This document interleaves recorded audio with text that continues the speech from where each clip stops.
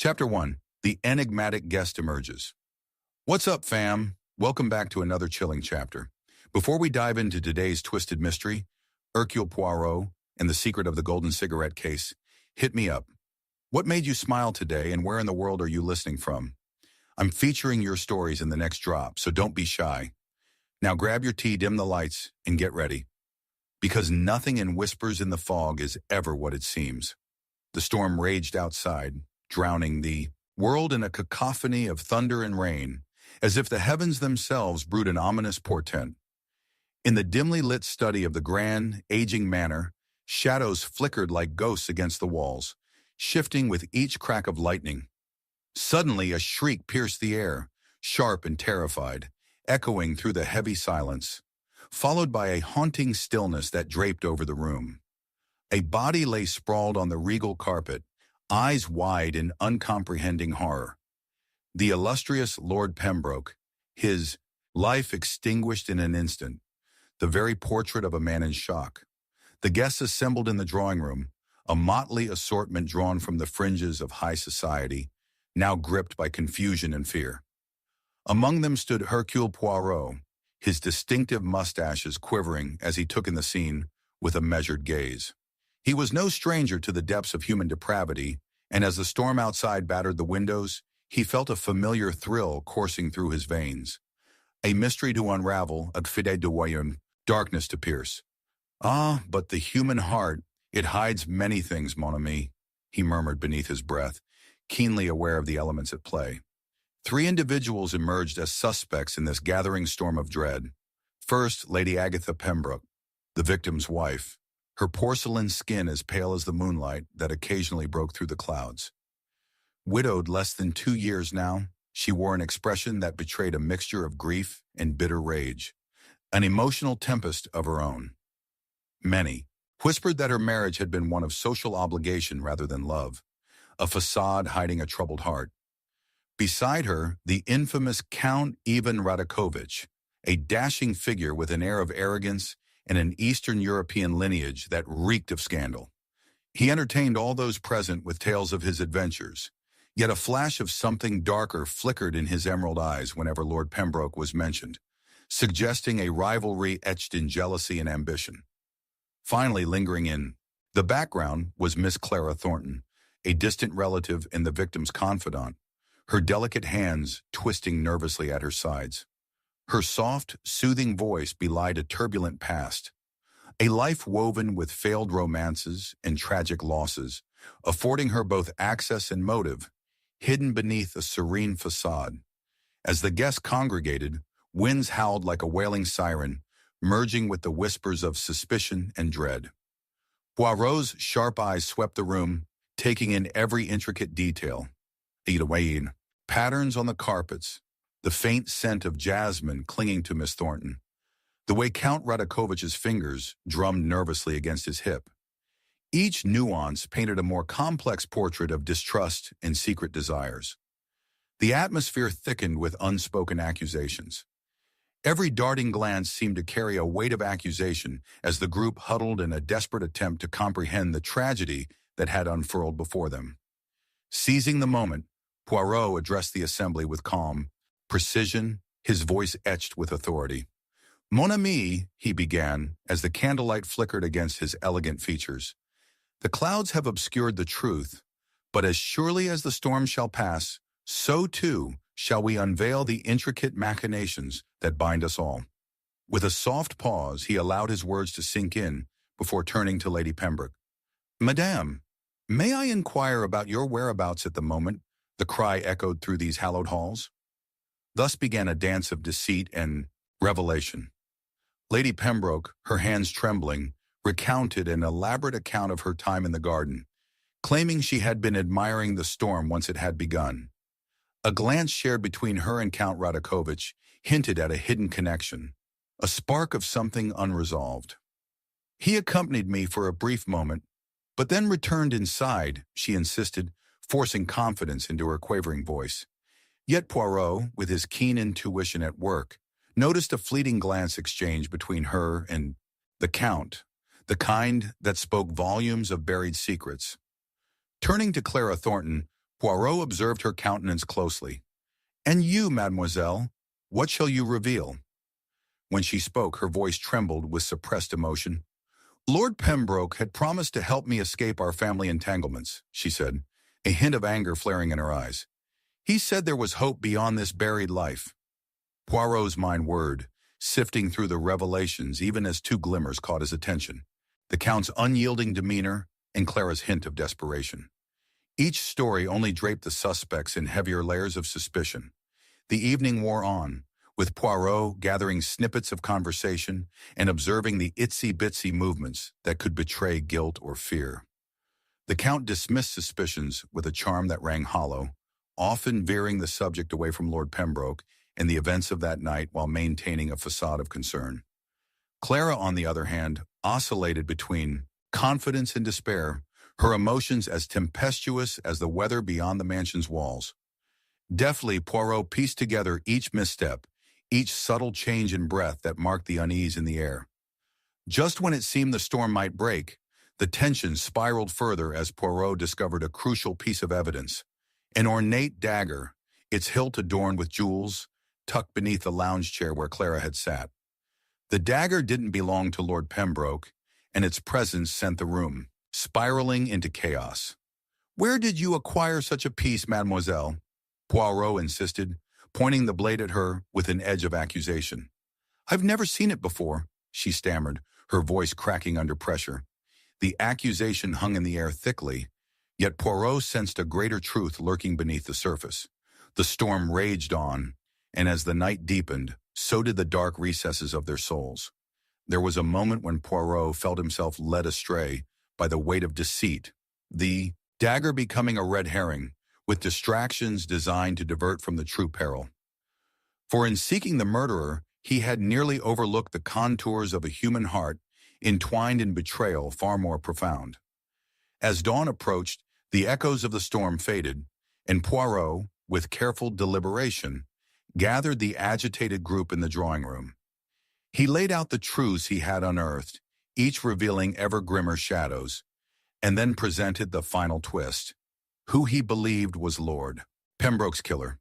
But Poirot, sharp though he was, had been cornered, blinded by emotional blindness, the true betrayal unspooled before him, a hypothesis sealing him in a trap of his own making. With a grave revelation meant to silence the room, he nodded solemnly. "It is indeed Clara, yet do not mistake my words, for her sorrow birthed the act." Clara stood in disbelief, her emotional scars too raw to draw conclusions. The room shifted uneasily, and it dawned on Poirot too late that the murder was not solely one of passion or hatred, but woven intricately into a tapestry of familial duty, despair, and the unending quest for freedom. As Clara's eyes widened in understanding, a reflection of heartbreaking resolve struck fear into the depths of their shadows. Poetic justice rippled against the walls, the true demon not the act itself, but the layers of desperation that had beckoned it. "It is only the truth that sets us free," Poirot intoned, his voice carved from the sprawls of regret surrounding them. "But beware, for freedom comes at the heaviest of costs." The final darkness lingered, a chilling reminder that often the depths of one's motives are neither light nor simple. And as Clara crumbled beneath the weight of her choice, no soul remained unblemished, marking an end not merely to a life, but to the fragile veil of civility binding them all. Chapter 2. Whispers of a Past Betrayal. The air was thick with a tension that seemed to cling like a heavy fog, obscuring more than just the flickering candlelight that trembled in the dimly lit hall. Shadows danced manically across the walls, cast by the jagged flashes of lightning outside, as if they were reveling in the chaos unraveling within the grand old estate. In the silence between the thunderclaps, a woman's muffled sob echoed, piercing the weight of the night, a mournful lament that heralded not just grief but the specters of betrayal looming among the living. Hercule Poirot stood at the threshold of the drawing room, his acute senses attuned to the unsettling atmosphere enveloping the guests assembled before him. The elegant furnishings seemed burdened by the tragedy that had unfolded just hours before, a brutal reminder of the fragility of life. Lord Pembroke was now gone, his untimely demise clinging to everyone present, like the very shadows that crept across the room. Ah, but the human heart, it hides many things, mon ami, he mused quietly, his steady gaze sweeping over the varied expressions etched on the faces before him. In the corner stood Lady Agatha Pembroke, her eyes red-rimmed with the vestiges of tears, her grief intermingled with an undeniable simmer of rage. Was it sadness for her husband, or was there anger tethered to a more personal betrayal? Opposite her, Count Ivan Radakovich flashed a charming smile, though it flickered uncertainly in the electric tension that suffused the room. His handsome visage belied a deeper tumult, the very depths of his emerald, gaze shadowed by whispered insinuations of past grievances between him and the deceased. Closer to the hearth, Miss Clara Thornton lingered, her visage pale and bloodless, hands clasped tightly as though she sought to contain the wild emotions roiling within her. She was the latest pawn in a game riddled with decades' worth of familial enigmas and unspoken sins. The storm intensified, punctuating the heavy silence with its booming rhythm. The windows rattled as Poirot, ever the embodiment of a composure, stepped further into the room. He could feel the pulse of suspicion thickening in the air as he addressed the gathering. "Mon ami," he began, his voice a soothing balm against the rising tide of dread. "Though the lights of this manor flicker, let us illuminate the shadows of truth. What manner of whispered secrets ensnared Lord Pembroke before the night claimed him?" With that, the charade of collective grief shifted into a delicate web of questioned loyalties and fraught emotions. Lady Agatha, in a theatrical display of sorrow, recounted her last moments with her husband, framing them with all the flair of a potential performance. "I retired to my quarters early. I could not endure the frivolous laughter at the expense of Lord Pembroke's good name," she proclaimed, her voice quavering with a mix of hurt and indignation. Poirot's discerning eyes caught the slight tremor in her hand as she spoke, a betrayal lurking just beneath the surface. "And yet, madame," he interjected, smoothly, "it is odd that you also note a familiarity with Count Radakovich, is it not? Do you claim he was, how shall we put this, an unwelcome distraction?" Count Radakovich chuckled lightly, a practiced facade slipping into view. "Lady Pembroke and I share a long-standing friendship, though perhaps some misunderstandings have marred it. Jealousy is a wretched guest," he quipped, yet there was a hint of impatience beneath the surface, a welling frustration perhaps induced by the penetrating stare of Poirot. Miss Thornton too felt the shift in focus. In her quivering voice she insisted, "I had hoped to find solace in Lord Pembroke's counsel. He spoke of setting me free from the confines of our family's burdens." There was an authenticity in her words, yet Poirot noticed the flickering shadows passing behind her eyes, obscured remnants of a haunting past. As Poirot began to weave together their stories, the room held its breath. The storm raged outside, its cacophony and agonizing backdrop to the mounting tension. Each character now unwittingly painted themselves with shades of suspicion. Tragedy had carved their responses into jagged edges of grief and bitterness. It was Clara's gaze that struck him most. The flicker of defiance beneath her sorrow hinted at a hidden resolve, a guarded truth she willed to remain unspoken. Days began to unfold like the petals of a dark flower, and the investigations delved deeper into the realm of secrets woven through time. Poirot meticulously gathered snippets of conversation, always attuned to the subtleties that could betray guilt or fear. And amid his observations, the discovery of an antique letter, its ink faded, but the words soaked in pollution from the past, sent ripples of understanding through his mind. It detailed a financial arrangement, one that hinted at motives, grievances, and perhaps a shocking betrayal that lay buried within family ties. Even in their shared revelations, the truth was elusive. It shimmered and shifted like the shadows engulfing them. Lady Agatha's yearning for an unshackled life juxtaposed with her loyalty to a husband whose legacy weighed heavily on her, while Radakovich danced around the truth like a predator, ever lovely yet devious. Clara now held the letter firmly within her possession, a smattering of familial history that spoke of promises broken and embers of old betraying long-held trust. As the piece of evidence unfolded, Poirot felt shadows narrowing around him, a shroud of misdirection cloaking the undeniable essence of betrayal, the perfect red herring. He considered the motives woven among them, and yet through it all, he discerned the pulsating rhythm of heartbreak. Would it be vengeance or devotion that illuminated the darkness ahead? With each dialogue, Poirot deftly peeled back the layers, his mind racing through conclusions and possibilities. "Tell me, dear friends," he enticed, "what binds you each beyond the mere gossamer of emotional scars? Could your relationships harbor more than mere familial or social connections? Where does love turn to resentment? And in what way does ambition transform bonds into petrified shadows?" At last, the final hour struck, and the storm quelled, leaving an eerie stillness in its wake. Poirot gathered them once more, the unyielding evidence resting like a storm cloud over their heads. The lingering air buzzed with unnameable tension as he began his exposition. "Mon ami, what appears as a straightforward sequence often veils the intricate dance of desperation. Agatha, do you recall that painful letter regarding your inheritance? A betrayal sustained by the weight of obligations, yet never revealed?" The gasp echoed around the room, a visceral reminder that clean-cut resolutions often lay far beyond the surface. "Ah, but in this revelation lies the real truth," he intoned, fervor edging his voice. "The essence of betrayal lay not solely with the traitor who struck in the dark, but with the weight of bonds and attachments that demanded the sacrifice of another. The truth unfolded like a ghostly sigh, revealing that Clara, laden with years of anguish and loss, had been attempting to set her and Agatha free from the webs of their oppressive legacies, intertwining their fates and spinning a tale far darker than imagined. Betrayal, then, was not an isolated act, but a desperate crisis entwined in their histories, a twisted longing for liberation delivered in the shadows. As Poirot concluded, he offered one last remark, a chilling epilogue that would be etched in their hearts.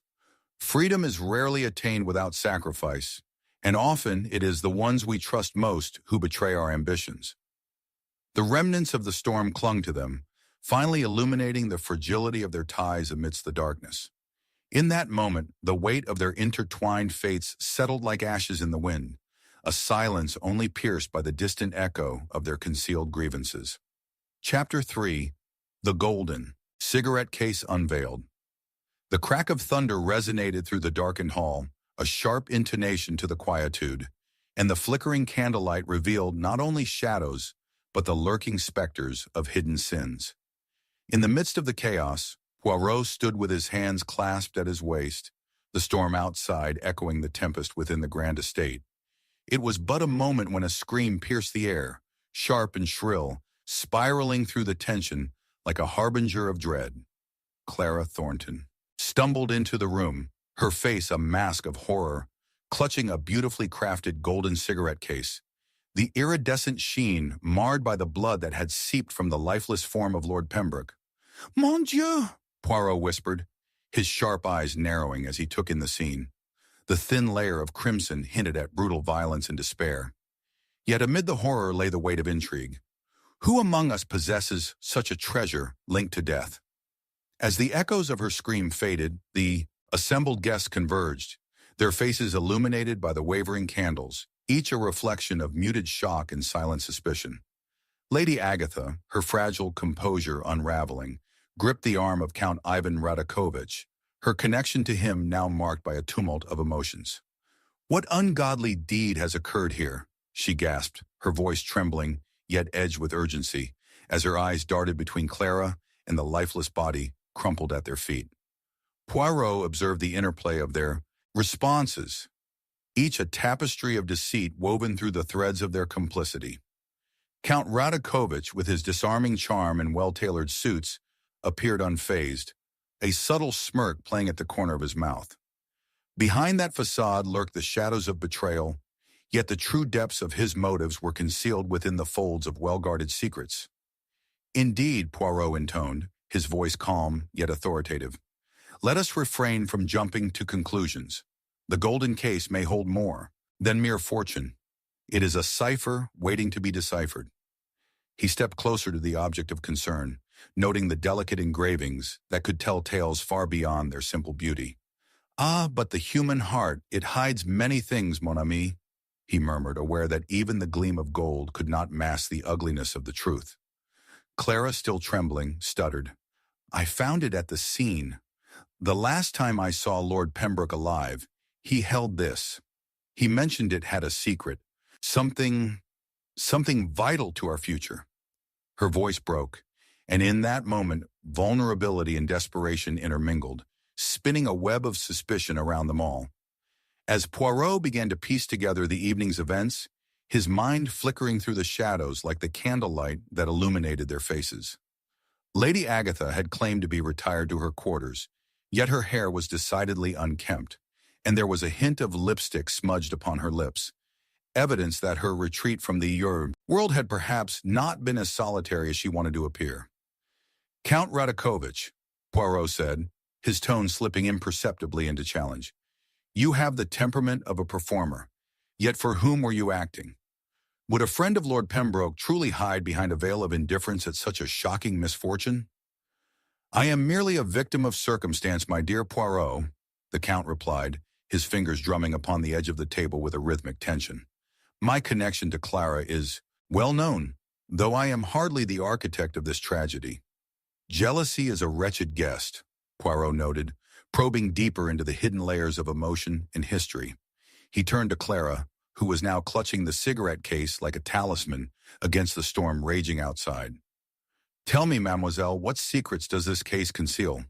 Clara hesitated, her emotions churning within her, battling between a desire to protect the past and the need to free herself from the suffocating weight of generational betrayal. "It's a letter, one Lord Pembroke entrusted me with." "A record of mother's past? Her affair with Count Radakovich," she whispered, her voice trembling under the weight of shock. It was a revelation heavy with implications. The unbroken chains of personal and familial betrayal were slowly revealing themselves. Poirot's brow furrowed, the puzzle pieces fraying at the edges, yet yearning for coherence. An antique letter, a promise unfulfilled, and a gnawing desire for freedom, untangled in a sinister twist of fate. And before he could dive deeper into these webs, the storm outside erupted in another furious clash, abruptly cutting him off. As the storm raged on, Poirot continued his inquiries in a measured manner, engaging the guests through a dense fog of suspicion. Each answer shaped an intricate design of motives and alibis, yet none could be dismissed without deeper analysis. Agatha's wavering tales of devotion stood juxtaposed against Radakovich's aloof composure, while Clara's desperate entreaties faded into the shadows of deceit. Yet as he trawled through the currents of deception, Poirot's sharp mind detected a subtle connection, one buried beneath layers of resentment and regret. The golden cigarette case appeared to bear more than just familial ties. It hinted at a ticket to freedom, binding Clara and Agatha not just through lineage, but by the need to unearth the corrosive secrets they harbored. Ah, to deploy vengeance within the soul of one still. Blinded by love, it is a dangerous game indeed, Poirot intoned as the final pieces began to weave themselves into the fabric of a darker truth. What he had misconstrued as mere jealousy was instead the manifestation of a far more sinister desire for liberation, the gold of the case muting the grim fates tied to its bearers. In a moment of reckoning, he discerned the undercurrents that carried haunting echoes of betrayal. "Alas, my dear friends," he began, a haunting clarity settling over him. "The murderer stands before us, yet their identity is best hidden behind the guise of anguish." He gestured towards Clara, the words stirring an air of dread, yet clarity, as if the truth himself had finally laid bare its heart. "It is you, Clara, who has sought to liberate yourself," he revealed, his voice steady amidst the rising tension. "The guise of familial loyalty allows you to mask the darker desires of vengeance toward Lady Agatha, who has betrayed not only her husband, but you as well by weaving a deception that drew your mother into despair. That golden case was a desperate cry for the freedom you sought, a life unbounded by the shackles of your shared legacy." Yet as disbelief rippled through the room, stirring a maelstrom of emotions, Clara's expression morphed into one of sorrowful resolve. revealing the cruel twist of fate entangled within family loyalty and betrayal. She had indeed endeavored to extricate them from the tethers of an oppressive legacy, but it was the mounting emotional tempest in the hearts of those entangled that had led to Lord Pembroke's demise. With the storm receding, it appeared as if everything had settled, yet the shadows lingered touchingly. As Poirot concluded his revelations, he delivered his final line, leaving the air thick with the weight of betrayal. Freedom, my dear friends, is seldom gained without sacrifice. Those we love most can be the bearers of our deepest wounds. The echoes of truth reverberated around the room. A chilling reminder that in their quest for liberation, they had unraveled the very threads that held them together. Chapter 4. Shadows of Suspicion. The clock struck the witching hour as the echo of thunder reverberated through the grand estate, each chime resonating with an ominous foreboding.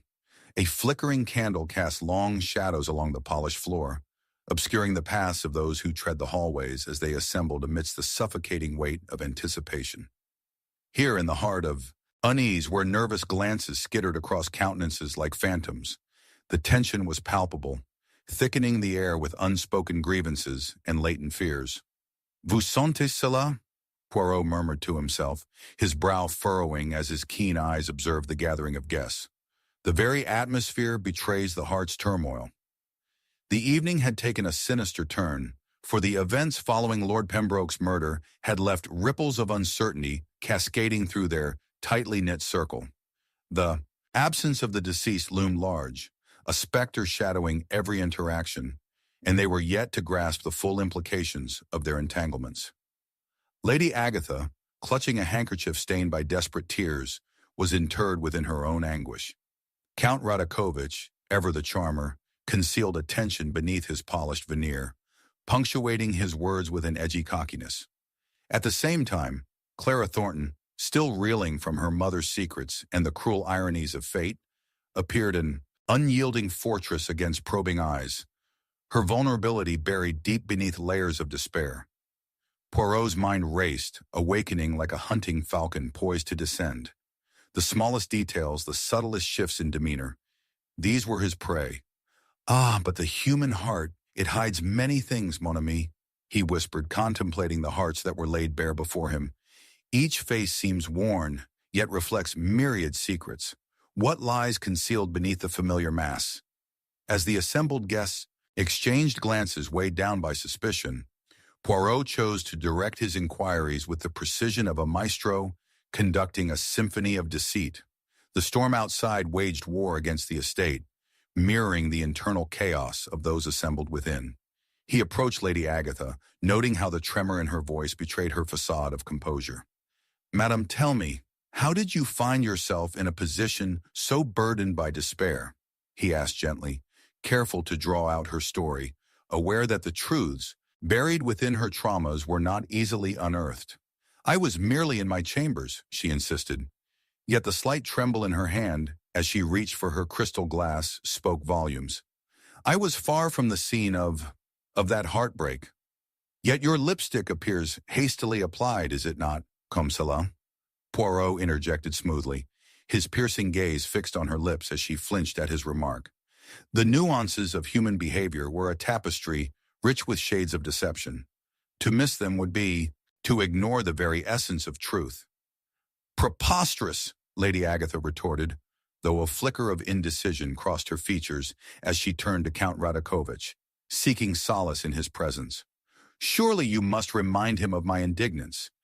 I do not appreciate being accused." "Ah, ma chère Agatha, such insinuations can weigh heavy on a heart even as lovely as yours," Radakovich purred, a smile hovering like a mask upon his lips. Yet even he could not dispel the tightness in his own posture, as if he, too, bore the burden of unspoken grudges. Poirot noted this exchange, a dance of deception that entangled the three. Clara stood near the doorway, clutching the golden cigarette case as though it were a lifeline amidst the turbulent waves of their intertwined fates. "What secrets does it hold, mademoiselle?" he prodded, his voice calm yet brimming with unyielding intent. "It bears nothing but memories, and perhaps a letter." Clara murmured, her eyes darting toward Lady Agatha. It reveals more than one might wish to know, I fear. What you fear, mademoiselle, Poirot declared, assessing the breadth of her emotional distress, is that knowledge which cuts deeper than any knife. A truth that not only binds you, but threatens to sever connections as well. The sins of the past are snakes that coil closely about our hearts, are they not? As the conversation flowed, shadows loomed heavier, each character revealing another layer of their complex tapestry. Clara, facing unimaginable loss, grappled with feelings of vengeance toward Lady Agatha for a betrayal that had trapped her mother. Count Radakovich oscillated between charm and irritation, his every word echoing the hidden motives of a man who, despite his exterior, remained deeply intertwined with past tragedies.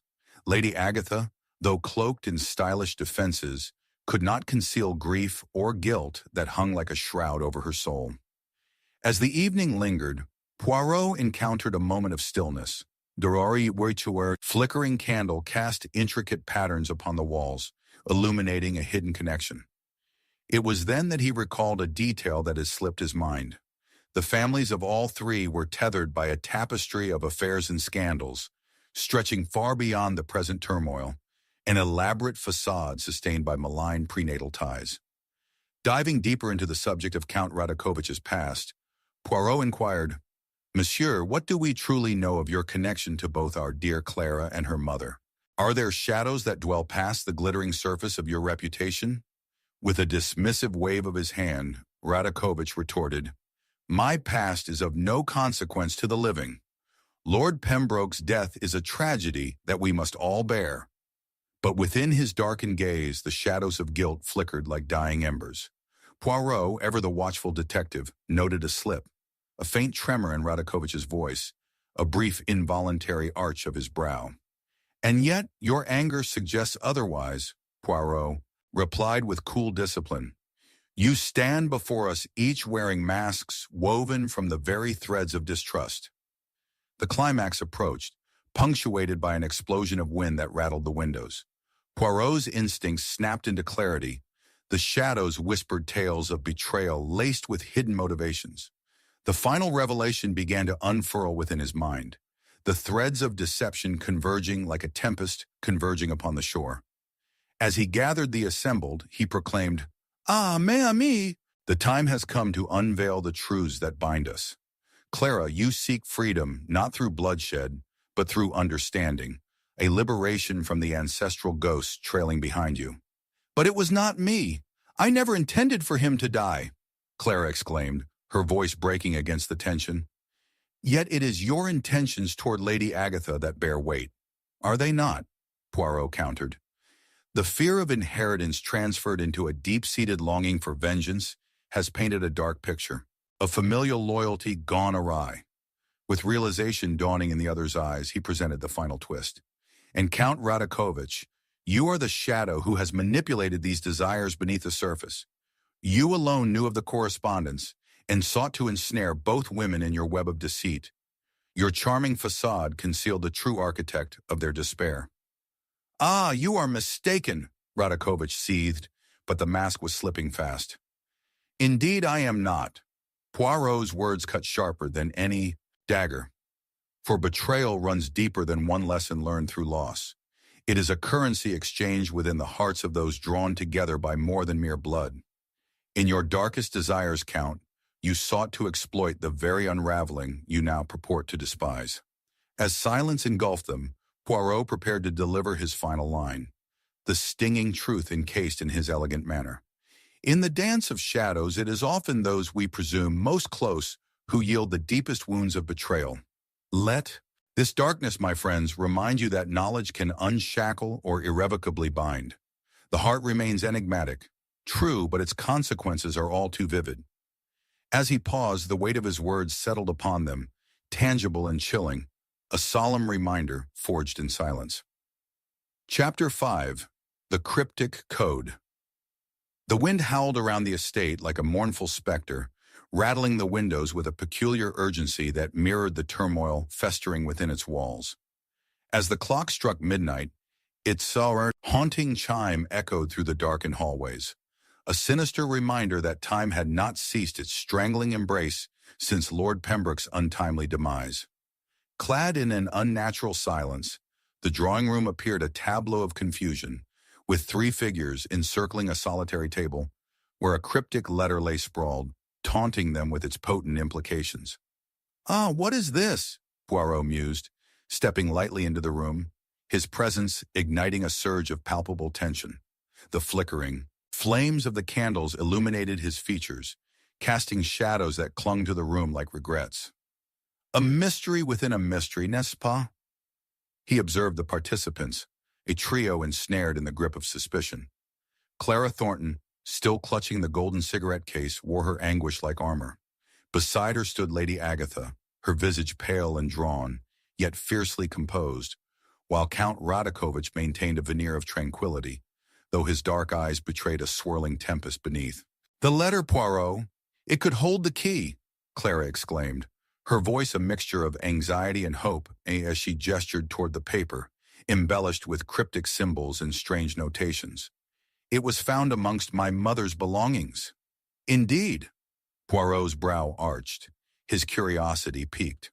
"A piece of a larger puzzle, I suspect, as it mimics the intricate dance of fate weaving through this somber tapestry."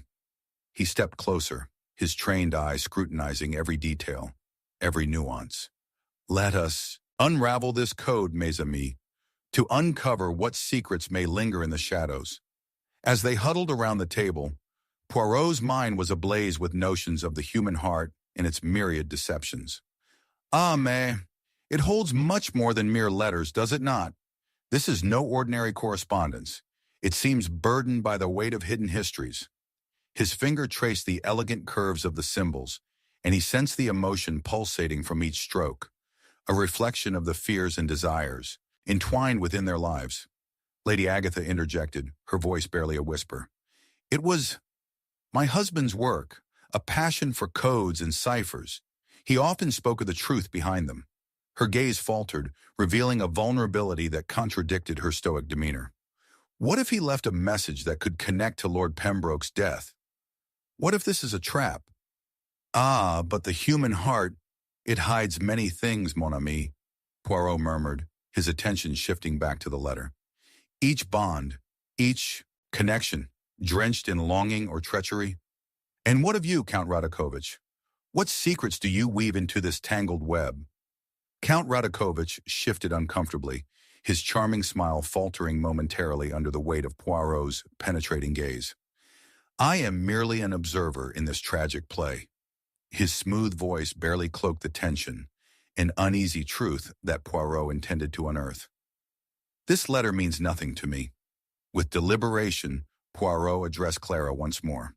"You've discovered this relic, yet what do you truly hope to find within its pages? Is it the past you hope to reclaim, or the vengeance that beckons?" I seek clarity," Clara stuttered, her eyes welling with unshed tears, "to understand what led to my mother's actions." But Poirot's instincts prickled with unease. Something deeper lurked within the young woman's words. Each character revealed layers of complexity. Lady Agatha secretly mourning a man whose legacy strained her spirit, Clara wrestling with the repercussions of her mother's deceit, and Radakovich flitting between charm and agitation, a predator feigning innocence. Each possessed a motive, yet a truth eluded him, a specter trailing at the fringes of their interactions. As the candlelight flickered, casting elongated shadows, Poirot directed their attention back to the letter. "Let us decipher its meaning, for perhaps the true essence of betrayal lies ensconced within its folds." He instructed them to share their interpretations, each voice building a cacophony of theories that spiraled into confusion. Hours passed. The storm outside raged with ferocity, matching the brewing chaos inside. Tension festered as accusations brushed the air like the chills seeping through the cracks of the old estate. Clara's voice trembled with emotion. What if it wasn't just a code but a warning? A final effort by my mother to protect us all? Poirot clenched his jaw, his emerging insight illuminating the darkness. Protect you or condemn? Let us not skip over the obvious, mes amis. This cipher may not serve merely to convey a message, but rather to encode a truth painful enough to shatter bonds. After hours of back-and-forth revelations, the pieces fell into disarray. A red herring, if only by the suspicious glance exchange between Lady Agatha and Radakovich, Poirot had been led astray. His honor and clarity in questioning had faltered momentarily. But this was no mere squabble for dominion. It was tangled within the harsh truths of love, betrayal, and the insatiable yearning for retribution. It wasn't until a passing storm shudder rattled the glass panes that Poirot felt the sudden clutches of realization gripping his insides. "Eureka!" he exclaimed, drawing everyone's attention. "The letters must connect. Each symbol, each curve linked to a timeline. But it isn't just the past that threatens us. It is the presence of deceit masked in the guise of affection." He turned to Radakovich, whose facade shattered as the weight of his involvement became clear. "You, my friend, have danced with betrayal most intimately." "What do you mean?" Radakovich hissed defensively, yet Poirot pressed on, unraveling the revelations with surgical precision. The anguish of Lady Agatha's betrayal was but the consequence. A smokescreen, cloaking your true intentions, a desperate attempt to play both sides. Among the growing unease, Clara's stance shifted, her face pale as fate interwove, her family's tragedies with the intrigue surrounding them. "I wanted to protect you, Agatha. I wanted to believe we were simply tangled in a web of miscommunication." In that moment, Poirot revealed the final twist. "Your visions of protection, Clara, were the very impulses that bound your mother to this tragedy. A manipulation as influential as the entrancing allure of Radakovich's silken promises." Silence enveloped them, punctured only by the muted crackle of candle flames. "A true betrayal," Radakovich nearly whispered, defeated, "to become entangled in one's own lies." At that, Poirot stepped back, allowing the reality to settle like a heavy shroud among them. "True, Count, but remember, in the dance of shadows, the most exquisite facade can conceal a truth that may bind more tenderly than any expressed affection. The heart, my friends, remains a labyrinth. Beware those who pretend to guide you through." With Poirot's final words echoing through the air, the weight of their shared history and the haunting memory of betrayal loomed large. The night remained dark, secrets layered like stories untold, reminding them that in the wake of truth, the past could seldom be rewritten, only confronted, and its shadows would persist. Chapter 6. A Fatal Toast. The candle flickered ominously as the storm outside raged like an ancient beast, clawing at the aged stones of the estate. A heavy silence was punctuated only by the distant rumble of thunder, as though the heavens themselves anticipated the dread that loomed within. When the clock struck midnight, a loud crack of lightning illuminated the drawing room, casting fleeting shadows that danced wickedly across the walls.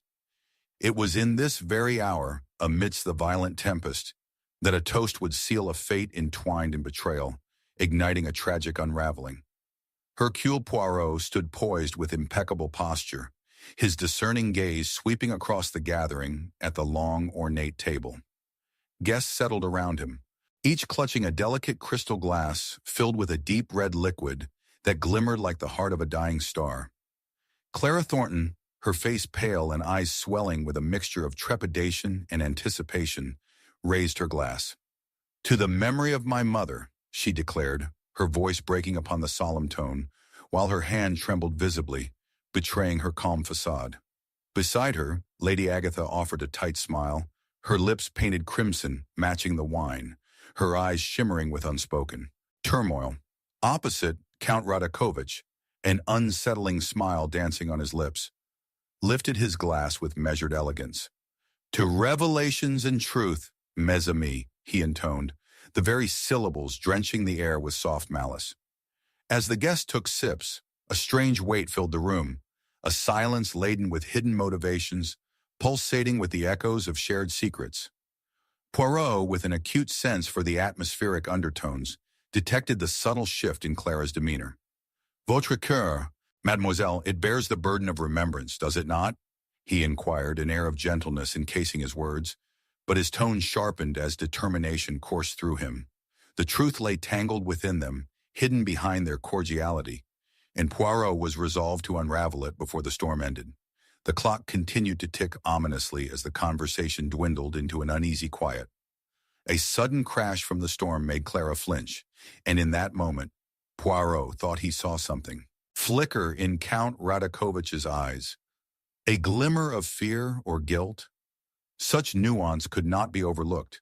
He beckoned their attention, leading their thoughts adrift onto the evening's centerpiece, a singular, hauntingly intricate decanter that had, until now, simply served the wine. Ah, but the human heart, it hides many things, mon ami. Amongst this liquid courage lies another depth, a potential darker than night, Poirot declared. Lady Agatha, her composure wavering, interjected. Are you suggesting foul play, Poirot? The question hung heavy, seeping rivulets of tension, yet it also ignited something deeper in Poirot, a realization that echoed within his mind. Could it be that the toast, while seemingly innocent, masked something more sinister? What one means to honor may indeed lead to demise. Is it not curious, this toast of celebration, yet shrouded in shadow? His piercing gaze traveled from one guest to the next, lingering just a moment longer on the Count, who responded with a feigned chuckle. The storm outside grew fiercer, and merely moments passed before Clara's color drained as her hand abruptly dropped her glass, the crystal shattering upon the floor, its contents pooled like spilled blood. "No!" she cried, her voice cracking under the weight of a sudden realization that rushed to the forefront of her mind. Why does it feel like this is all predestined? That horrid question aggravated the room's already saturating tension. Poirot was intrigued. The lady struck upon an implication he himself had considered. Someone among them had orchestrated this very occasion. But how to uncover the truth? Poirot surveyed the three before him, noting Lady Agatha's clenched jaw, Clara's haunted eyes, and Radakovich's waning charm, thinned by unease. My friends, let us not stray from this hour's intent, Poirot pressed, calm upon the rising tide of suspicion. Confession or clarity, there is a dim light amidst this darkness. With coiled determination, he delved deeper, propounding questions that peeled back their guarded facades. Clara, shaken yet desperate, recounted tales of her mother's tragic past, igniting a personal vendetta against certain injustices where Lady Agatha was ensnared deeply within familial ties. Yet Agatha too bore secrets, whispers of her own alliances, followed by furtive glances exchanged with Radakovich. What of your connection, Count? Poirot's voice sliced through the noise of uncertainty. What sordid ties bind you to these? Women? Count Radakovich, his mask slipping, retaliated with barely contained fury. I am but a friend, a supportive figure. You encircle me with these accusations meant to bewilder. But Poirot remained steadfast, his mind racing through layers of deception like a clay devote supporting a structure rife with fractures. It was then that Poirot discovered the first twist, a postal letter that had become lost amidst the evening's clutter. Ah, but look here, he mused, producing the envelope with meticulous care. A detail overlooked in all the fervor, a missed message that may provide illumination.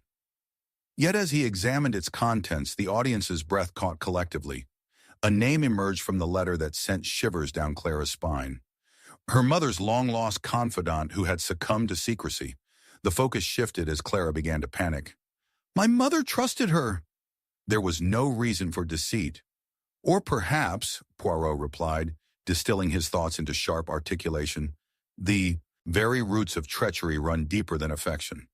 In this grip of revelations, a misunderstanding twisted Clara's heart, ensnaring her in the loathsome grasp of miscommunication that betrayed something she cherished. As the storm raged on, Poirot wrestled with a newfound understanding. Clara and Lady Agatha exchanged looks that spoke of unspoken alliances, and yet a hunger for truth left in disarray.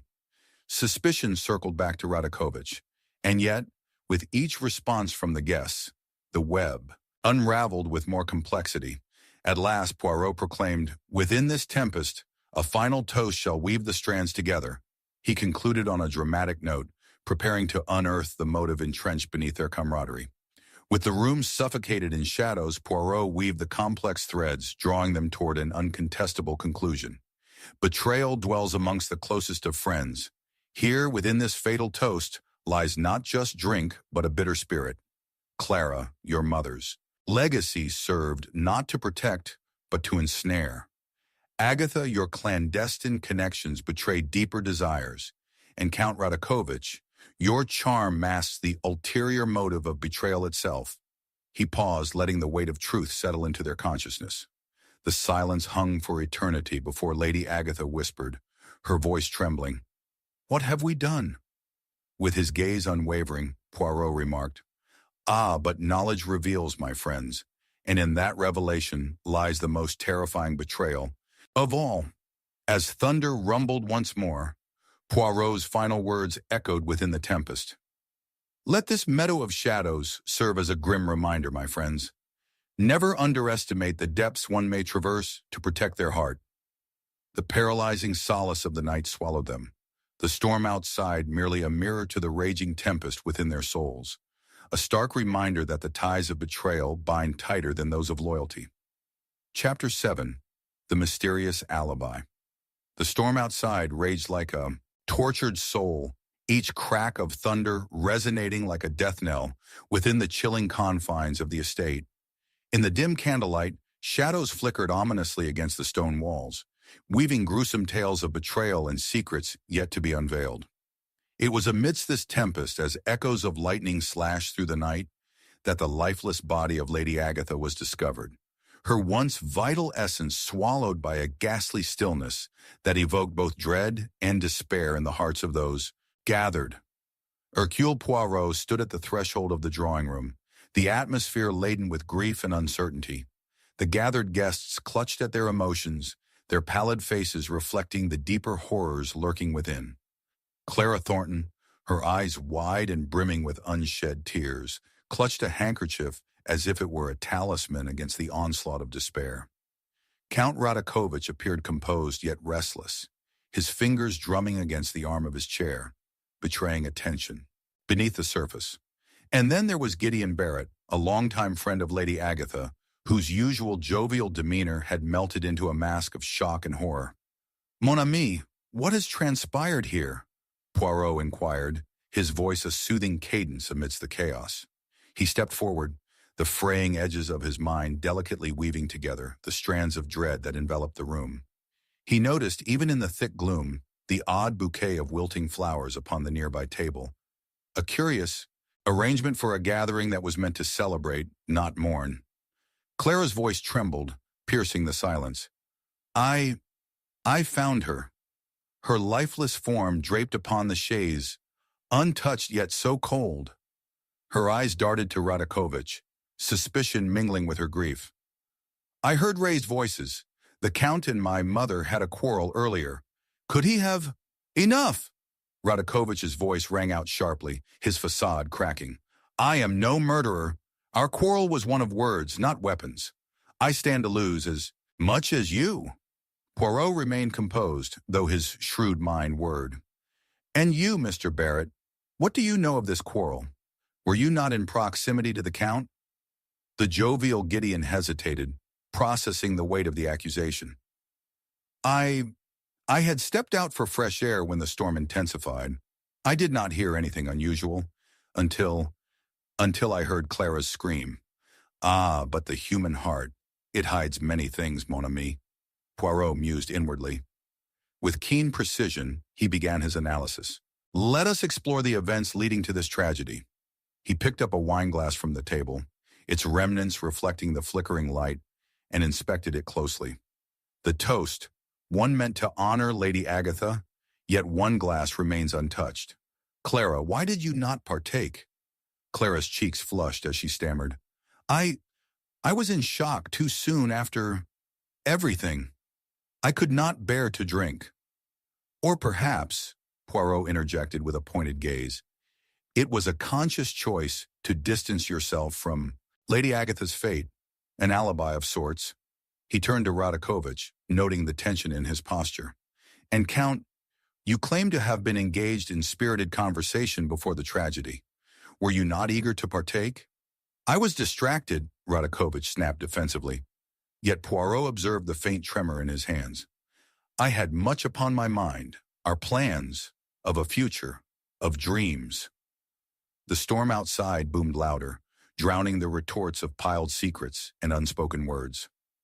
As Poirot surveyed the trio, he felt the burden of shadows engulf the room, spiraling down the corridors of doubt. Each character before him was a reflection of the other's guilt, but it was Gideon who intrigued him the most. Mr. Barrett, your presence at the estate goes beyond mere friendship for Lady Agatha, does it not? I sense something more underneath your earnest facade. Poirot's gaze sharpened, probing deeper. Tell me, have you and Lady Agatha shared in a pact? Perhaps one that entwined your lives far closer than simple affection? Gideon recoiled slightly, his breath hitching. My feelings may have run deep, yet I would never harm her. The frantic heartbeat behind his words painted a vivid picture of anguish. Clara turned to him, uncertainty painting her features. And so began Poirot's dance, asking probing questions that unraveled the tightly held secrets. He endeavored to extract the truth from layers erected over time. Clara spoke passionately of her mother's ambitions, the familial ties that bound them, while Radakovich's eyes darted, disclosing fragments of untold history. Gideon, too, shook with memories unspoken, remnants of a bond fraught with tension and heartache. The pieces fell jigsaw-like, but Poirot refrained from declaring conclusions just yet. He sensed a discrepancy, a deliberate misdirection. For amidst the ebb and flow of narratives, a peculiar detail echoed within his mind: the wilting flowers. Summoning his resolve, he directed their attention to the table where they sat. Flowers, the guise of beauty, yet a reflection of decay. What bouquet did you bring, Clara, as a gesture of goodwill on that fateful night? Only roses, the kind she cherished most, Clara answered, yet her eyes flickered with uncertainty. I must demand you retrieve those floral remnants. Ah, the subtle scent, intricate and revealing. Poirot's heart raced as the truth loomed near, entwined yet hidden behind the petals. When Clara returned bearing the flowers, Poirot inhaled deeply. He discerned the faint traces of a toxin unbeknownst to him, veiled beneath the delicate aroma. Radakovich, you were to be the one to flourish within Agatha's circle, yet this is the catalyst of demise. Count Radakovich charged forward, rage shifting through him like the storm outside. You affix blame to me like a burden, but it is you who strangle truth with your inquiry. Ah, but the truth will out, mon ami, Poirot responded evenly, noticing the glimmer of panic in Radakovich's eyes. Within moments, he unveiled the mistrust twined within their alibi. You believed Agatha would side with you, yet her desire clung more fiercely to the bond with her daughter. This fear unleashed hell, with poison as the silent weapon. Lady Agatha's demise was but a cruel reflection of her inner circle's shadows. Clara's vulnerability, Gideon's unrequited love, and Radakovich's sinister ambitions coalesced into an unrelenting cycle of self-interest, masquerading as affection. And then the final twist erupted. A gasp escaped Clara's lips as she recalled a vital detail, fragile in its revelation. The flowers. There was one element I failed to mention, a rare essence added by a florist with whom we shared acquaintances. One fatal deception. In that moment, Poirot pieced together the haze of deception. Your alibi was cleverly crafted, yet marred by the touch of passion, a shared bond laced with betrayal. Clara, you adored her, but your heart could not conceal your covert roles. With a fraying web of lies unraveled, the room trembled with the weight of unveiling as Poirot delivered the final coup de grace. Ah, my friends, it is revealed. Your shared tears cloak a truth detrimentally veiled. Lady Agatha sought to protect her family, yet honesty crumbled before the altar of selfishness. The poisonous bouquet was no mere gesture. Betrayal lingers where love seems innocent. As the shadows swirled and the last flicker of candlelight waned, Poirot stood firm amidst the chaos. Beware, mon ami, the alchemy of affection may oft cloak the most sinister of intentions, rendering even the warmest of hearts capable of treachery. Thus, as the storm raged onward, a haunting silence enveloped them, each shaken soul grappling with the dark realities that entwined them, a testament of hearts twisted within the threads of fate. Chapter 8. Secrets in the Library. The air was musty, heavy with the scent of old leather and dust, as if the very walls of the library held secrets, yearning to be released. A single candle flickered on the immense desk, its wax melting like the fleeting hopes of the three suspects huddled in the gloom. Outside, the storm unleashed its fury, thunder roaring like an angry beast, while rain fell relentlessly against the window panes, weaving a symphony of despair echoing through the vast chamber.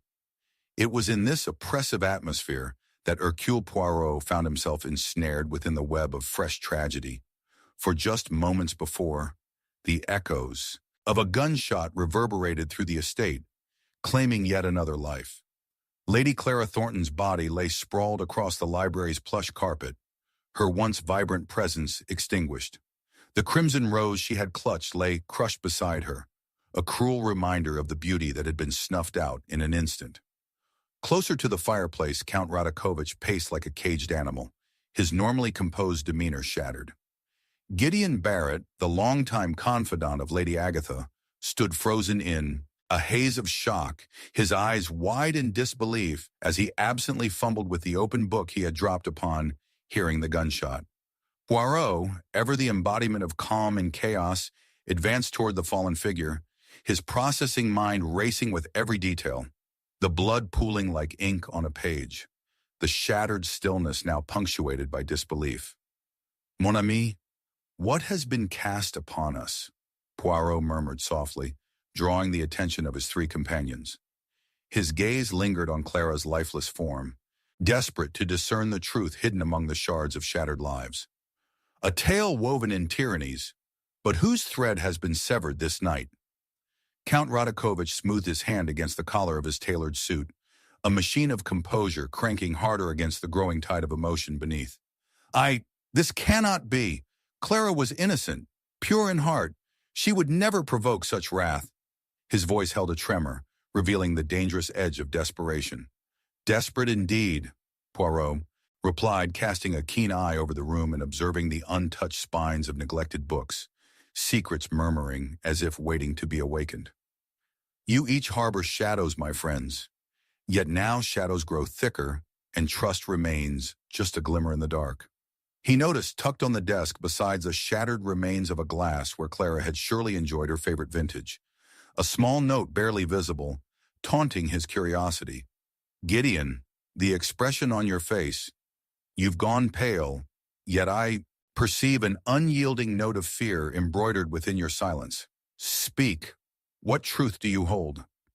Gideon's breath hitched as he glanced toward the body of Clara. I was always in her shadow. Clara was meant to shine, yet her brilliance seemed iridescent to me. It could not bring me happiness." He seemed at war with himself, eyes darting, heart pounding. "But I would never have harmed her." "Ah, but therein lies the crux of your unvoiced betrayal, my friend," Poirot observed keenly. "The heart often hides beneath motivation masked by affection. Were you not envious of her beauty, her success?" The tension in the room thickened. Poirot turned to Count Radakovich once more, his instincts sharpening. "And you, Count, you cling to the idea of innocence while the strings of your ambition bind you, making every word a double-edged sword. What was your relationship with Clara? A mere dalliance or a deeper entanglement?" His voice dripped with disdain, yet Radakovich regained his footing, gesture graceful yet firm. "She was like family to me, Poirot. You mistake compassion for ulterior motives." But Poirot observed the way he clenched his jaw and flicked his gaze, a telltale sign of deeper turmoil. Amidst the brewing storm, Poirot pursued his inquiries with tenacity. "Let us examine this note, a piece preserved amongst chaos. A mere hint of clay might denote an artifice of possibility." He approached the desk, delicately retrieving the small folded piece of paper. "Fate often toys with fickle hands, yes. One single word may rewrite history. In the feeble candlelight, he carefully unfolded the note, scanning its contents. It read, "Meet me where the shadows converge. Tonight is the night to unveil our plans." The ink spoke of deception, betrayal layered within its lines. Poirot felt the tide shifting, a growing realization brewing in his mind. Ah, but look, this invites us deeper, does it not, friends? Clara had dealings unbeknownst to her companions, and now, this corresponds quite closely with your very motives, Count. Radakovich opened his mouth to retort, but failed, overwhelmed by the weight of revelation. But now you stand accused, but we must not lose our path, Poirot said, cutting him off. For this is where the atmosphere dulls. Gideon, tell me of any interactions you had leading to this dreadful moment. I was there, Gideon murmured, lost in painful thought. Clara had mentioned a meeting that night, emphasizing urgency, wanting to uncover something. I thought it an innocent gathering. Yet, Poirot interjected, my dear Barrett, there is much that you do not divulge. The pieces of the puzzle shifted, red herrings littering his path. What charm did Lady Agatha wield that drew Clara closer, while you lingered in desperation? Just then, a crashing clap of thunder rumbled through the estate, and all eyes turned toward the grim window where shadows danced, and the faint outline of a figure crept within the rain. Poirot pressed closer, his instincts on high alert as he spied the gleaming handle of another weapon slipping into view. It was a gun, not merely a chance, but an intrusion on their private realm. Ladies and gentlemen, we may have what we seek, Poirot asserted, now commanding the room with an authority that brooked no opposition. Allow me to elucidate two grievous truths. With clarion precision, he outlined the layers of deception. You, Count, desire fed like poison in Clara's presence, your ambitions shining through. You, Gideon, stifled by the weight of comparison, both of you neglected the spirit of friendship while nurturing the seed of betrayal. But the truth not yet revealed harbors more. His gaze immediately shifted back to the note. The identity of the author lies with a heart entwined in affections masked as friendships. The words echoed around the space, filling the room with chilling clarity. Poirot turned to assess the despondent expressions of both men before him. The truth loomed, realization reigned. A second betrayal coursed through their veins. Radakovich, unable to contain his growing rage, lunged for the note in confrontational fury. In that moment of chaos, Gideon stood firm, revealing a truth hitherto concealed. I am not merely a friend, Poirot. Clara was set to reveal my true identity as her half-brother. Stunned silence filled the room, encapsulating them in unyielding tension. Poirot, though momentarily caught off guard, recognized the upheaval this secret would unleash, both love and treachery dancing in chilling tandem. The clock ticked ominously in the background, signaling the urgency culture enveloped in grudges. Through love, betrayal lay thick like fog, yet unmasking reveals more than mere secrets. Poirot exhaled slowly, knowing the confessions merging into a tempest of guilt. Clara sought to shield the truth of blood, but motives twisted. It was indeed not a darkly orchestrated plan against her. The blood bond. Believe meant love turned deadly. Tremors of guilt clouded the air as both men grasped the ramifications of their entangled web. Know this, mon ami, the venom lies not only within the weapon that claimed life, but within hearts clinging to substance, a burden structured with unyielding despair. With determination manifesting in strength, Poirot turned his gaze once more to the slaughtered rose, the candle flickering its last light. Beware, dear friends, in a realm where darkness claims all, shadows merely await to mirror our deceit. As the storm unleashed its final screams against the estate, offering no kisses, only shadows, Poirot knew the game had forever altered, and secrets could never reside alongside the purity of light. Chapter 9. The Revelation of a Hidden Heir. The storm raged on outside, its furious winds whipping against the ancient oak trees that surrounded the estate, creating a haunting symphony that echoed in eerie harmony with the palpable tension inside. A distant clap of thunder punctuated the stillness, eliciting an unsettling shiver that ran down the spine of anyone present. Within the shadowy confines of the now infamous library, Hercule Poirot surveyed the scene with consummate focus, his brilliant mind whirling like the tempest outside. The lifeless body of Lady Clara Thornton still lay where it had been found, draped in stillness, a cruel harbinger of the secrets yet to unfold. In the trembling candlelight, Poirot's keen gaze shifted between the three remaining suspects, each ensnared in their web of grief and deceit. Count Radakovich lounged against the edge of the desk, his finely tailored suit doing little to mask the way his hands fidgeted with mounting anxiety. Gideon Barrett stood by the fireplace, moody shadows casting lines across his face, betraying his inner turbulence. Lastly, Lady Agatha, Clara's aunt, perched rigidly on a nearby chair, her haunted eyes flitting between her companions and the lifeless figure that once filled the room with charm. Her silence rippled through the air, weighed down by a decade of unsaid words. "Ah, but the human heart, it hides many things, mon ami," Poirot mused quietly, the scratch of his well-crafted pen against the pad on the desk, the only sound in the disarray before him. Beneath layers of allegiance, we often find obscured truths, deftly hidden from even the sharpest of minds. He contemplated the inky pool of blood that graced the carpet, its stark hue betraying the beauty it consumed. Each life intertwined through affection now stood on precarious ground, the truth promising to be far more treacherous than the silence that encased them. With fierce resolve, Poirot initiated his inquiry, carefully dissecting the strained connections amongst them.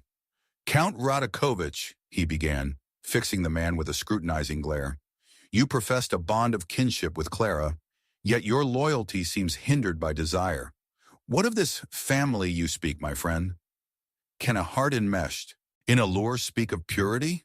The Count's jaw clenched at the implication, a flicker of fury flashing in his eyes. "I cared for Clara beyond mere admiration, Poirot. She was my confidant, a sparkle in an otherwise dim existence. Surely you cannot equate affection with treachery?" Still, Poirot noted the subtle twitch of his fingers as he spoke. As the storm rumbled on, Poirot turned his attention to Gideon Barrett, who remained stationary, conflicted by unvoiced sentiments. "You dearly admired Clara, perhaps to a fault, but how does one glean enlightenment from the shadows of envy? Speak, Mr. Barrett, for your silence offers no comfort. Did Clara, in her brilliance, drown your own aspirations?" "I was her support," Gideon replied, mounting tension wrapping around his words. "But that suffocation did something to my spirit. Each achievement she claimed felt like a dagger through my heart. I sought solace, but I never intended harm." He recoiled slightly, as if the weight of his unexpressed feelings coiled around his throat. Finally, Poirot turned to Lady Agatha, her stern expression betraying layers of grief too heavy to bear. "And you, dear lady, you have borne witness to this tempestuous affair of hearts from its inception? What shadows precisely do you harbor regarding your niece's relationships?"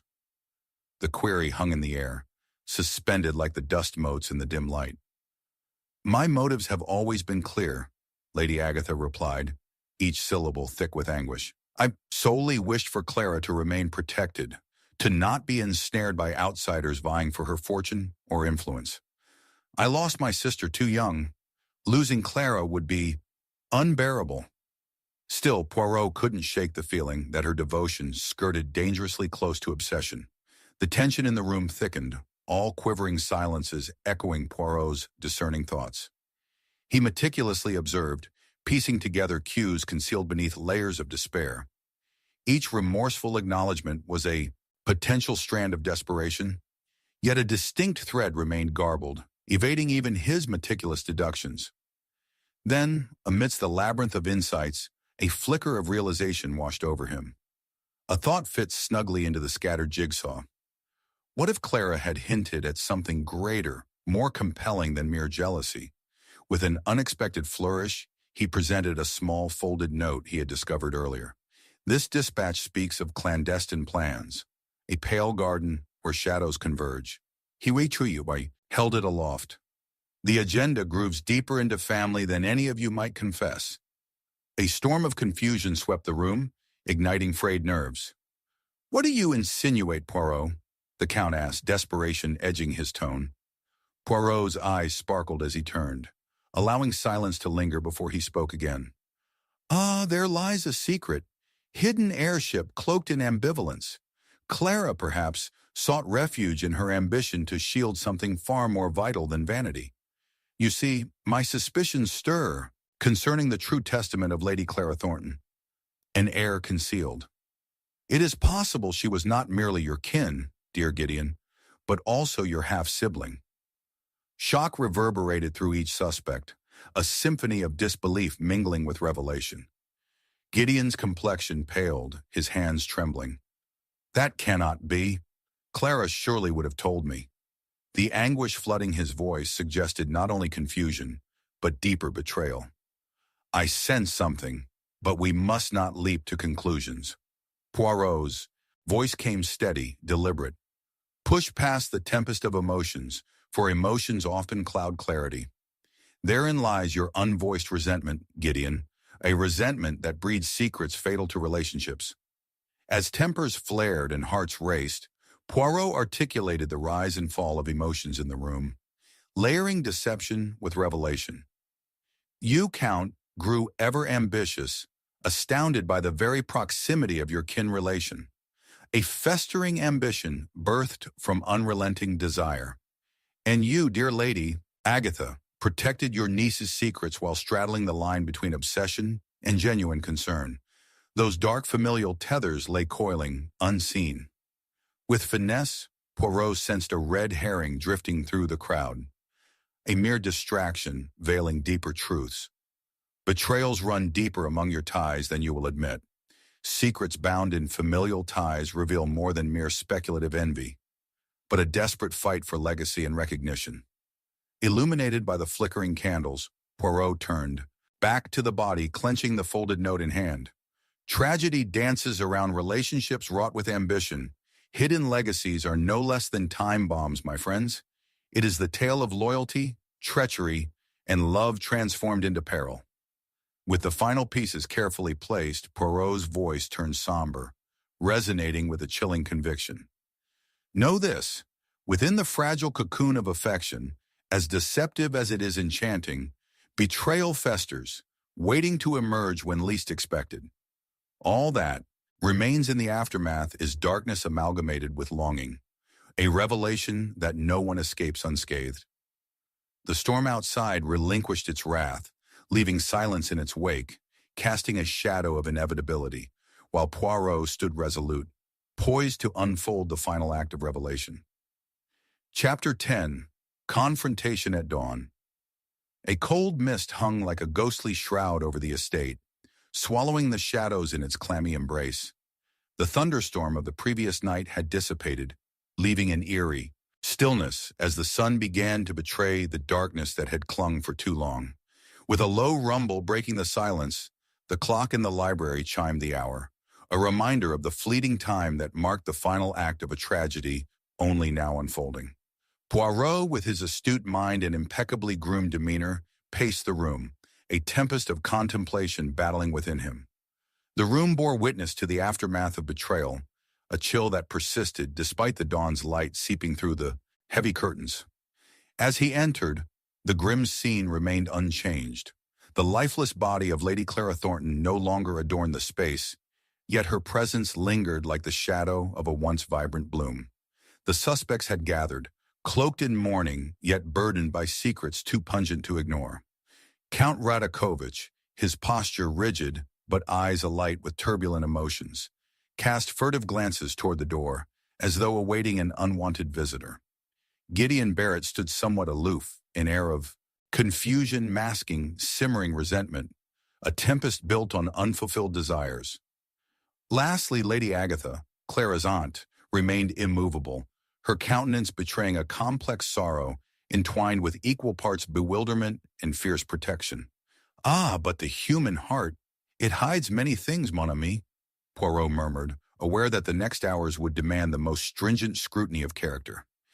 Each suspect's anguish unfurled like a threadbare tapestry, with each fraying edge hinting at deeper bond. Separations.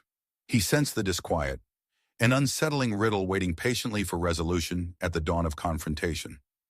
As he began his examination, Poirot's keen gaze fell upon Gideon, who now fiddled with his cufflinks, a nervous tic betraying his otherwise composed exterior. Mon cher Gideon, this morning brings with it a more and unforgiving light. Poirot approached. Might I inquire about your whereabouts last night, amidst the storm and shadows? Did you sense the tempest not only of weather but of deeper emotions festering within this domicile? Gideon hesitated, a flicker of uncertainty crossing his face. I was in my study, working on my manuscript. Clara always found my literary endeavors quaint. I never intended to intrude upon her thoughts. Intrude?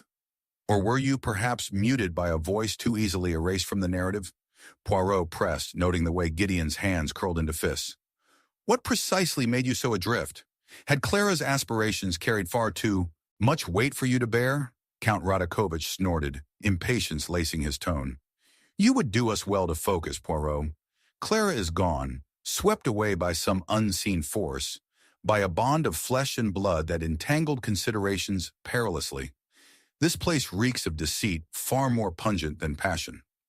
Jealousy often masquerades as concern, Count, Poirot interjected coolly, casting a sharp sidelong glance towards Radakovich. What, one must ask, did you feel amidst her warmth? Love or ambition? A combination of both, perhaps, replied the Count, teeth gritted as his gaze flicked between the two men, a storm brewing behind his hardened facade. But you speak of bonds while you were entwined in them, too. She trusted you with her secrets. Secrets indeed, Lady Agatha interjected, her voice quivering slightly. If only you knew the dangers of trust, gentlemen. Clara belonged to a world corrupted by those she called friends, and even more so, by those who claim kinship. With a heavy sigh, Poirot surveyed the trio, piecing together the fragments of human weakness he saw before him, each concealing a personal vendetta beneath silk and veneer. And this chaos, he spoke calmly, has birthed a new weight upon our shoulders. We stand at the precipice of truth, yet must look through veils of complicity to uncover the essence of betrayal wreathed in family and love. As dawn crept further into the room, Poirot detected a tension coiling tightly around the air, the scent of fear, palpable even beneath layers of denial. He resolved to invite each individual to unburden themselves, coaxing the truth from their hearts. Suddenly a knock shattered the thick silence, slicing through the atmosphere like a knife through silk. Poirot turned sharply toward the door, sensing dread in Radakovich's locked jaw. The door creaked open to reveal the estate's butler, pale and shaken, with a sealed envelope trembling in his hands. A dispatch, sir. It appears quite urgent, and let us see it, Poirot commanded, his burgeoning intrigue overshadowing his polite demur. The butler glanced nervously around the room before extending the envelope. Poirot's fingertips brushed against the paper, and he deftly opened it, reading aloud as an enigmatic thrill raced through him. To whom it may concern, betrayal breeds betrayal, and all secrets will emerge. By dawn's light, your fate is sealed. Radakovich stiffened, while Lady Agatha's lips curled into a grimace of shock. What does this mean, she asked, a note of panic seeping into her voice. Ah, mon cher, it means that time is not our ally. Poirot dropped the letter. This shadow we've danced around, a mere falsehood sewn atop greater truths, enveloped in desire, love, and a dash of vengeance. Each of you has long concealed your true intentions, masked beneath layers of affection and familial bonds. Something in Poirot's tone shifted the energy in the room, a dawning dread replacing doubt. The butler, still present, spoke up, cautiously. Lady Clara, she mentioned an heir, sir. With this utterance, a silence enveloped everyone. Poirot stared deep into the hearts of those surrounding him, pondering their hurtful conspiracies. In that moment of clarity, the weight of your collective ambitions splintered into jewels of malevolence. Betrayal resides not only within bloody hands, but resides within hearts entwined in self-interest. Gideon, realizing the ramifications of his silence, finally found courage. Clara and I, we shared a mother. But what does it matter? She was lost, and my heart did not yet understand until it was too late. With a serene wave of his hand, Poirot stilled the confused cacophony. Wrong. You possess the depth of tragedy contained within kin's blood, abandoning steps toward your rightful claim. In your jealousy, you deemed her as merely the shining celestial entity, when in truth, she was the tether to your own soul. The room crackled with tension, red herrings writhing beneath. Unexpressed emotions. Poirot set his gaze firmly on the Count. And here lie the other realities. The Count's ambition skated dangerously upon the waters of Clara's loss. When faced with unmasked truths, betrayal transformed the landscape of their hearts. Never had Poirot seen devotion marred by treachery so openly. The storm within the room echoed the one surging outside, the sunlight now a mere specter taunting them all. While life may claim its toll, the consequences are swift, my friends. Poirot finished finally amid the whirling storm of emotions that gnawed at the surface. As you stand here surrounded by shadows of past and the burden of love twisted by ambitions, know this. In the aftermath of confrontation, the true nature of your loyalty unravels, leaving you treacherous and forsaken. With that, Poirot turned, the weight of his words interred within their inquisitiveness, as dawn broke outside. An unspoken understanding settled heavily over the trio. While betrayal had carved paths of ruin, the truth had the power to unveil not only dark secrets, but the light of redemption hidden within heartbreaks left unspoken, yet still resonant in the silence before them. Chapter 11, The Unraveling Thread. The clock struck ominously within the silence of the candlelit library, echoing like a funeral toll as shadows danced upon the walls, giving life to the grotesque figures of doubt and fear. A chill had settled deep within the estate, and the air thickened, suffused with the scent of unease. Poirot stood at the center of this tumultuous storm, where the echoes of betrayal hung like a heavy fog, rendering each heartbeat fraught with the potential for revelation or despair. In that moment, the darkness seemed to pulse with secrets, and the cool gaze he cast over the gathering was one of sharp clarity, the kind reserved for those who understand that the marrow of truth often lies entwined with sorrow. The suspects remained encased in trepidation. Count Radakovich glared defiantly, every taut muscle of his torso betraying inner turmoil, while Lady Agatha's eyes shimmered with unshed tears, a curtain between resolute sorrow and masked rage. Gideon Barrett, his earlier bravado stripped away, looked like a hollow shell, the frightened gestures betraying the fear that danced at the fringes of his composure. Each had played their part in this tragic unfolding, yet behind their complex facades lay hidden desires, desperation, and unforeseen alliances. A tapestry woven with threads of treachery.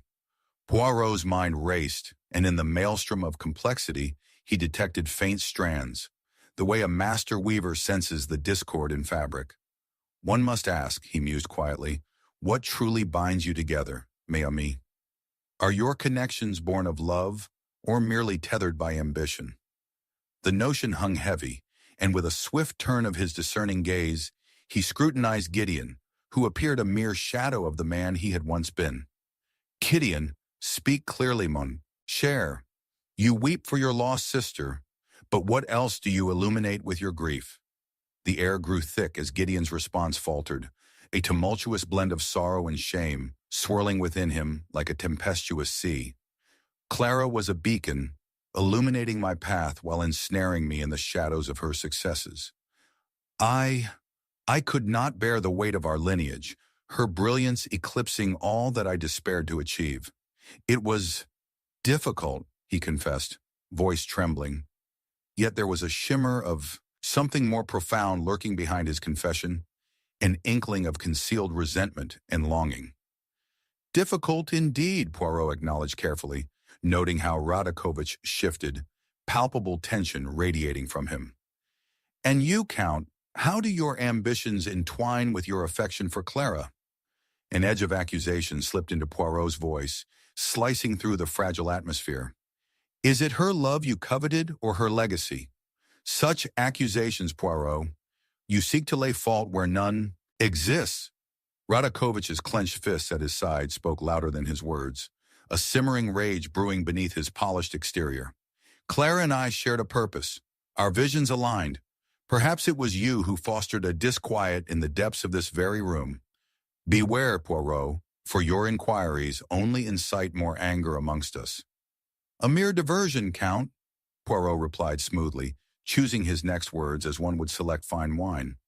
Lady Agatha, the grieving aunt, cloaked in layers of unspoken truths. Yours is a tale tangled in the very web of familial duty you straddle. Speak. Did you weave a tight net of secrecy to protect your niece from the dangers lurking in our midst? Protect? No, Hercules Poirot. I only sought to shield Clara from her own ambitions. Agatha replied, her voice quivering with intense emotion that crinkled her brow. Clara had the world at her feet, yet she burdened it with our family's insatiable greed. Her aspirations devoured her, and I was merely a guardian adrift among stormy seas, hoping to steer her clear of treacherous waters. Alas, Poirot felt a shiver crawl up the spine of his deductive reasoning, a malignant hint of the cunning designs that lurked closer than anticipated, mere sense teasing the nostrils. Indeed, this very night possesses a shadow that lengthens with each spoken word. Poirot reflected quietly before adding, we seek clarity within the morass of convictions, yet one thread must lead us most assuredly. Allow me to ask again, the air, this precious knowledge of which the butler spoke. What have you concealed? At this, a profound silence descended, and the weight of resistance grew heavier. Poirot savored the tension, probing each character's concealed depths, peering beyond their facade. Yet the truth, sharp as it was, it eluded him. The obsession danced tantalizingly close. The atmosphere strained, each heartbeat in the dimly lit space echoing louder than the next, as Poirot's mind wove possibilities, analyzing perspectives and trends in their words. Then it struck him, like a bolt from a darkened sky. In his earlier inquiries, a red herring glimmered, a distraction concealed within words, hiding a more sinister truth behind plain sight. On a darker note, let us consider this, Poirot declared, a sudden flash igniting within him as his gaze bounced between this entangled trio. Gideon, you spoke of aspiration, yet drew upon Clara's life force without seeking a share of your own. Count Radakovich seeks legacy entwined with love, yet hides the extent of his desires. And dear Lady Agatha, a noble protector turned puppeteer. But my dear friends, the question lies in what remains once the frail framework of loyalty collapses. Gone are trust and kinship, replaced only by the pursuit of what one deems deserving of the world. Gideon met Poirot's eyes, horror dawning, realization creeping across his features like inevitable winter frost. But what are you saying? In that unguarded moment of reckoning, Poirot felt the pieces shift. Their collective facade was laden, stitched with unacknowledged truths. The shadows they attempted to conjure now turned tangible. The air, he declared, a quiet storm brewing in his words. You seek not just acknowledgement of ties of blood, but also a share in the legacy, Clara, she articulated. Understand now how betrayal laced upon emerged in this very room. Unmask your falsehoods. Lady Clara bears witness to the shadows of your shared enmity. Suddenly, the library's heavy doors burst open, revealing a figure wrapped in shadows, bearing the scent of danger. Poirot froze, the sudden arrival throwing a wrench into the fraught atmosphere. But it was their turn to face the consequences. The true nature of their shared bond lay exposed and raw. Enough! A voice thundered, startling the trio's spellbound stances. The figure materialized, a man cloaked in darkness, identity concealed, as though fate had woven him into the very fabric of the estate. All your conjectures are nothing but masquerades. Clara knew long before her demise. This was no mere accident. Betrayal has roots that twist deep beneath the surface. In that instance, Poirot saw beyond the faces, recognizing the shared shadows. Heirloom grievances, fluttering upon treachery, laid bare for all to witness. The revelations cascaded as reality dawned, exposing layers of deception scarcely fathomed. But the human heart, it hides many things, mon ami.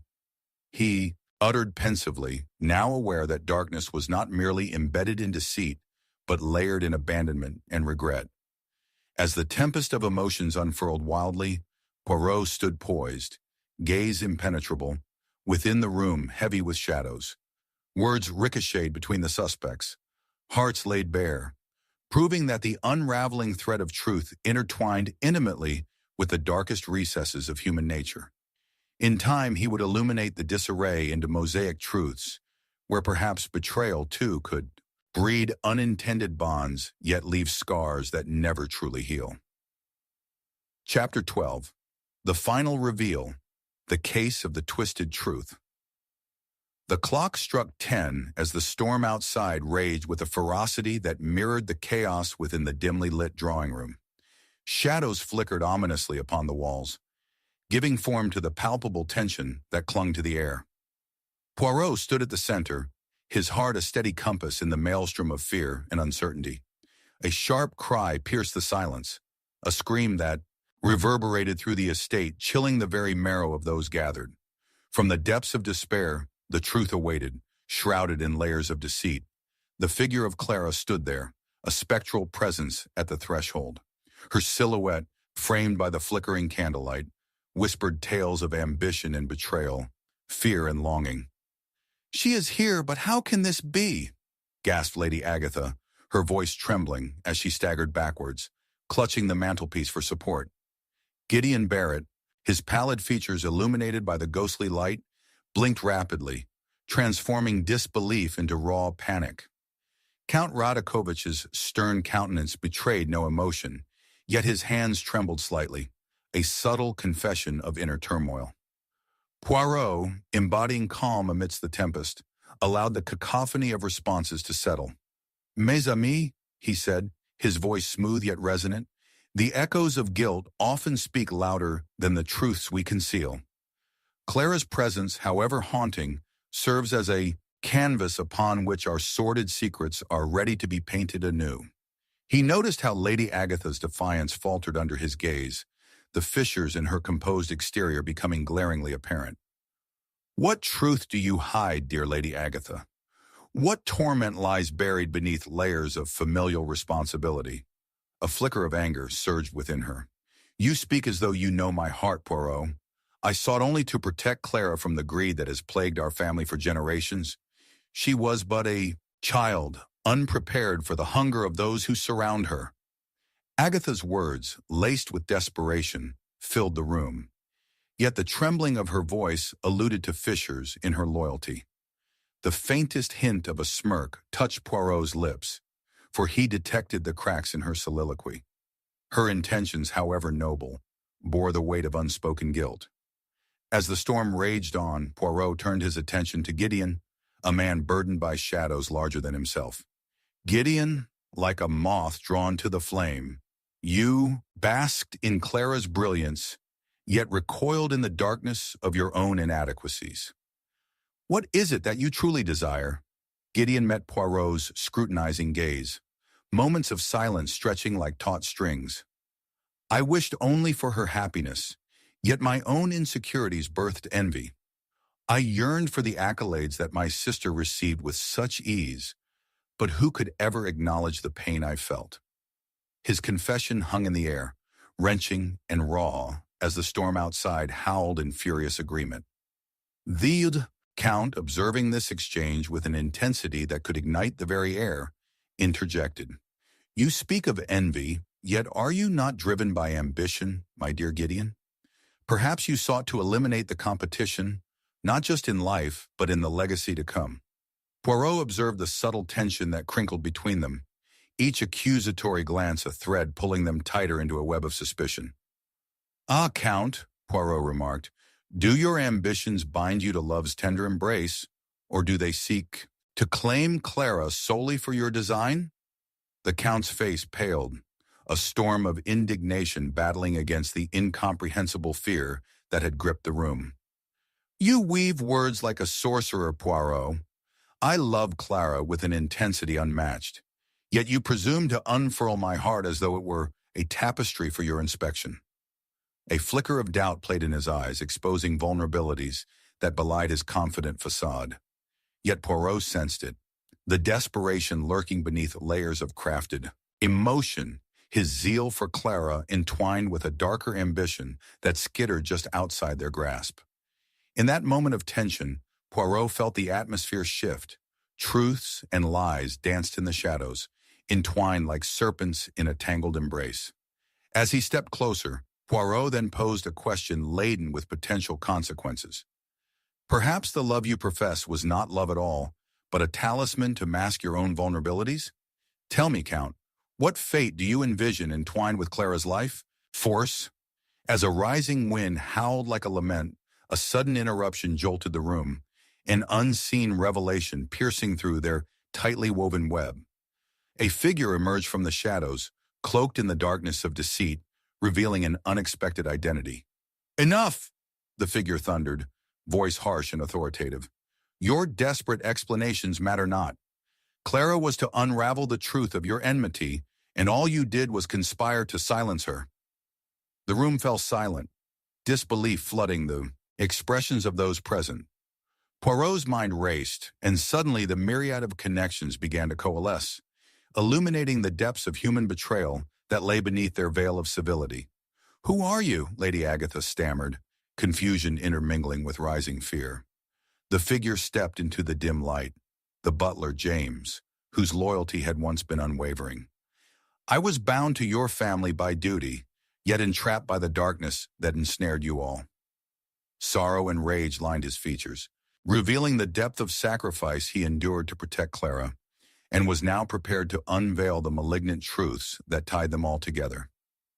"How could this be?" Gideon whispered, horror etched across his face, the shards of familial fidelity crumbling around him. "Your loyalty was to her, not to us." The revelation reverberated, casting ripples across the room. Poirot stepped forward, piecing together the final moments of the puzzle. "Clara sought to expose the fractures of your allegiances, yet you conspired against her, not realizing the fateful irony that it would all culminate here against the backdrop of your betrayal." A shadow fell across the Count's face, contrasting sharply with the flickering light. "No, she was to inherit. We were to guide her path." His voice, thick with emotion, began to tremble, realization dawning that the ambitions they shared had led to her demise. What a twisted fate, where the very bonds of blood become nooses that tighten around the heart. Alas, Clara lives no more.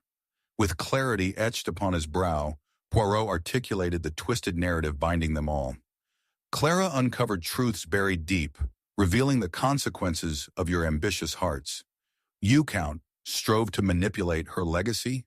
You, Agatha, sought to shield her from painful reality, whilst you, Gideon, languished in shadows of jealousy. A flawed kinship torn asunder by the pursuit of ambition, a tragic web that has unraveled before us. As the tempest continued to rage, outside Poirot inhaled deeply, the weight of grief heavy upon his words. "Ah, my dear friends, it is not the secrets you weave that matter most, but the truths you hide that forge the very fate of our existence. The human heart, it harbors many things, yet in our intricate dance with ambition, let us remember that betrayal may indeed foster bonds forged in sorrow, yet leave scars that never truly heal." With a final piercing glance, Poirot turned to face the shadows, ready to unearth the last remnants of fidelity buried beneath ruins of ambition. The storm would rage on, but within this sacred space a truth had unveiled itself, leaving behind echoes of the true cost of human desire, forever entwined in the quest for power and legacy.